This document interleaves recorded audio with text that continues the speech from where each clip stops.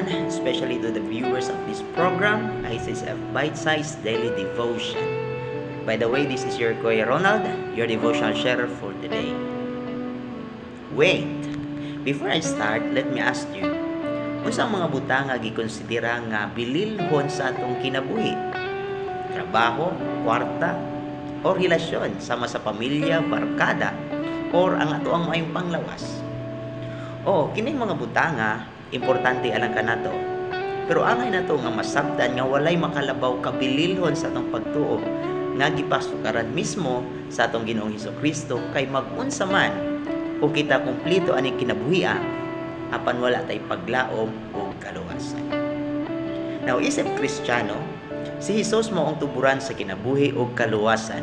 Pero unsa ka ang atong bation, reaksyon or himuon kung kiniihikaw kanato? Kay ang yawa na ning kamot gayod para dili nato madawat ang dako nga grasya nga dili matupungan sa bahandi niining kalibutana nga gihatag sa Dios alang kanato. Now sa atong text, human sa pagsusi o pagdala og mga gasa sa mga tawo nga maalamon, gipasidan-an sila sa anghel sa Dios pinaagi sa damgo sa dili pagbalik ngadto sa hari kay siya aduna may daotan nga plano nga ipapatay ang atong Ginoo. In Matthew chapter 2 verses 13 to 14, sa dihang ng lakaw na ang mga tawo nga maalamon nga gikan sa sidlakan, nagpakita ang anghel sa Ginoo kang Jose pinaagi sa damgo ug miingon, "Bangon, dada ang bata ug ang iyang inahan ug kagyo kamo sa Ehipto. Dito lang una kamo hangtod nga moingon ako nga makabalik na kamo.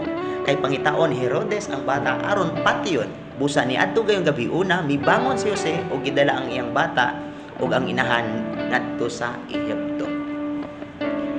Now nakita nato nga gusto sa yawa nga patyon ang atong Ginoo, but pasabot ang yawa dili gayud muundang gani himuon niya ang tanan mahikawan lang ta sa labing bililhon nga butang nga dili matupngan sa bahandi ning kalibutana, ang tuburan sa tinud-anay nga kinabuhi, kalipay ug kaluwasan.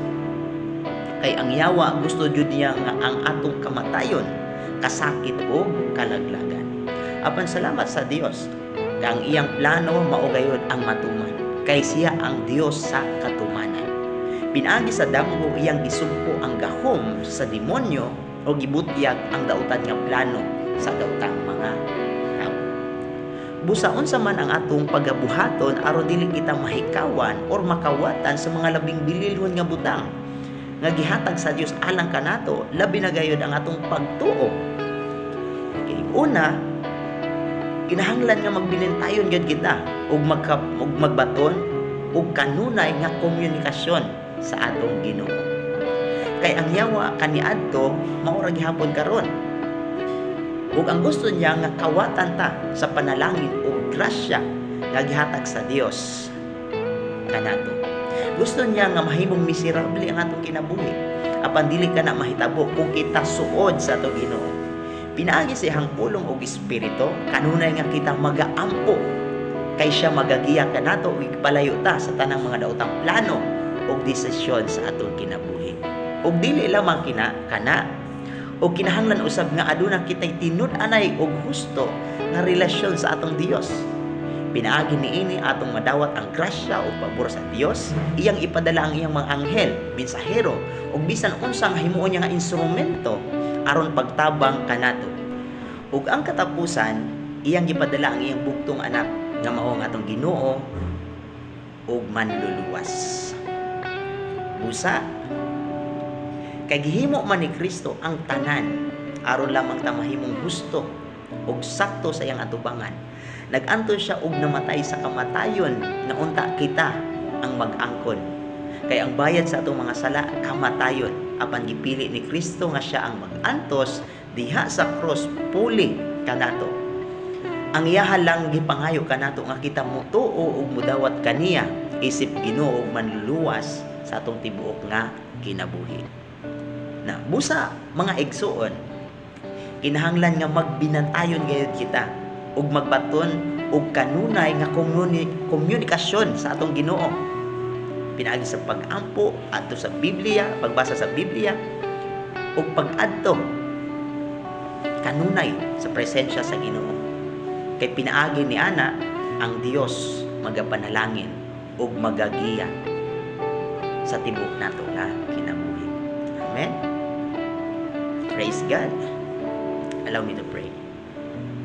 Father God in heaven, Lord, Ikaw ang Diyos sa katumanan. Salamat, Lord, sa binaagi sa imuang pulong na naghatag ka ng inspirasyon sa mong tagsa-tagsa ka kinabuhi. Tuguti nga ang among kinabuhi mapanalanginan, dili lamang, Father God, niining adlaw, kundi sa tanan nga mga adlaw nga mulabay, nga kung asa Ikaw jud ang imong espiritu, ang imong gahom, ang imong pulong, mao jud Lord ang maggiya sa matag usa. Salamat, kini among gipangay pasalamatan sa pangalan ni Jesus. Amen.